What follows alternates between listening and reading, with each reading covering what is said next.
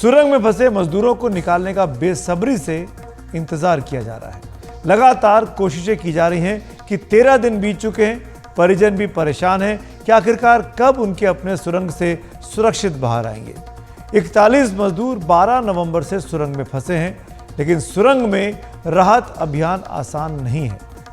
लगातार बाधाओं को पार कर बेहद संभल कर अभियान को जारी रखा गया है। सरिये के आने की वजह से ऑपरेशन को बार बार रोकना पड़ा है, फिर उसे हटाने की पूरी प्रक्रिया दोबारा से शुरू होती है, फिर बचाव अभियान शुरू हो पाता है। कभी पत्थर बीच में मिल जाता है, उसको काटना आसान नहीं होता है। काटते वक्त इस बात का भी ध्यान रखना पड़ता है कि इससे सुरंग को नुकसान ना हो। अभी तक 46 मीटर से ज़्यादा की ड्रिलिंग की जा चुकी है, लेकिन 10 से 12 मीटर की ड्रिलिंग अभी भी उसको लेकर तस्वीर पूरी तरीके से साफ नहीं है। आज सुबह लगातार ये कहा गया कि शाम तक 6 बजे तक 7 बजे तक कोई खुशखबरी आपको देंगे, और ये वहाँ मौके पे मौजूद अधिकारियों ने कहा, बड़े बड़े पदों पर बैठे अधिकारी जो लगातार इस रेस्क्यू ऑपरेशन पर नजर रखे हैं। उन अधिकारियों के मुताबिक अगले 5 मीटर तक किसी बड़े मेटल की बाधा न बनने की संभावना है। अगर सब कुछ ठीक रहा इन अधिकारियों के मुताबिक, तो मजदूरों तक पहुंचने के लिए 2 और पाइप को पुश करना ही काफ़ी है और उसके बाद उन तक पहुंचा जा सकता है। एनडीआरएफ की टीम ने आज मॉक ड्रिल भी किया। ये मॉक ड्रिल की तस्वीरें आपके सामने हैं कि किस तरीके से उन लोगों को स्ट्रेचर पर लिटाकर, जिस स्ट्रेचर पर व्हील लगा हुआ है, बाहर निकाला जाएगा जब उन तक पहुंच जाएंगे, जब उस तरफ का बुहाना भी खुल जाएगा।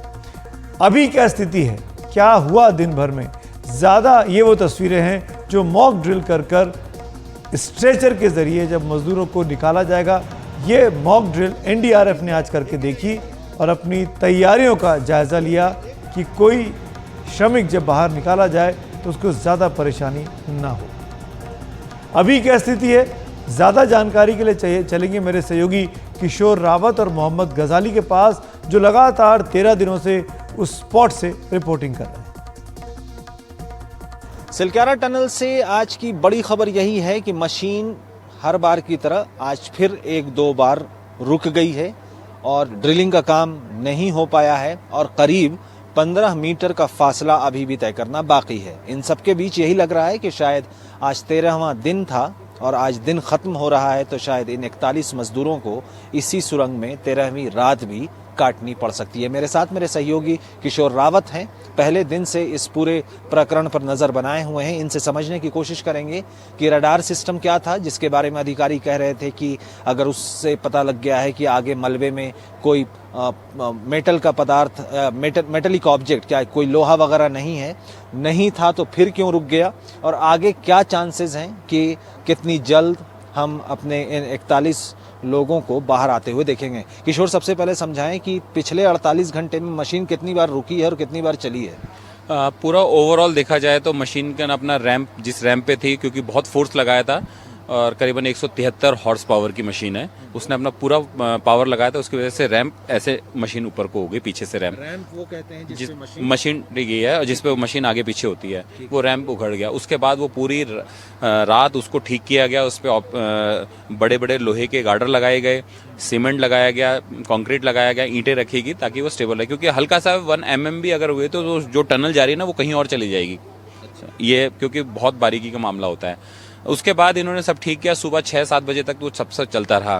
फिर मशीन के जो लोहे के रॉड थे, ऑब्स्टिकल थे, उसने बहुत नुकसान किया पाइप को से लोगों को लाना था, उसको बहुत नुकसान किया। 1.5 या 1.4 मीटर उन्होंने उसे काटा, अंदर गए और उसको कट किया। वो लोहे के रॉड भी काटने पड़े।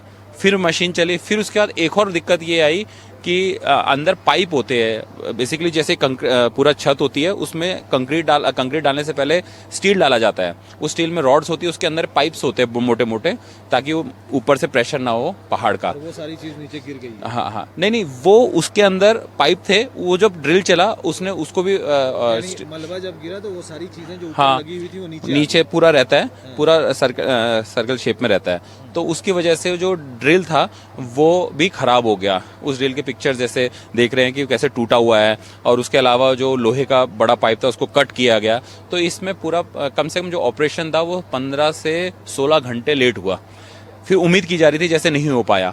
अब ऐसे है कि अब दोबारा जब 2.2 मीटर तक उसने ड्रिल किया, उसके बाद भी ऑगर मशीन फिर से कोई ऑब्स्टिकल आया, वो खासकर स्टील का ऑब्स्टिकल था, 2-3 बार आ चुका है, तो उसको कट कर दिया है। फिर उन्होंने हल्का से चलाया, फिर कट किया, फिर हल्का से चलाया।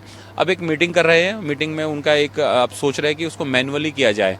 मैनुअली में बहुत टाइम लग जाएगा, लेकिन फिलहाल आज 13वां दिन था और उम्मीद थी कि आज ये लोग बाहर आ जाएंगे, लेकिन मशीन का रैम से उखड़ना, मशीन का ड्रिल टूटना, लोहे के पाइप फंसने, लोहे के पाइप बैंड होने, और सरिये आने, फिर पाइप्स लोहे के आने, उनको काटना, ये बड़ा लंबा प्रोसेस होता है। और वो अगर ये नॉर्मल में होता तो 2 मिनट में कट जाते फटाफट गैस वेल्डिंग से, लेकिन पाइप के अंदर वैसे ही जाना है, उसे काटना है, ऑक्सीजन भी उसको लेनी है। जो जब स्टील जलता है तो धुआं निकलता है, बड़ा वो हार्मफुल होता है आंखों के लिए।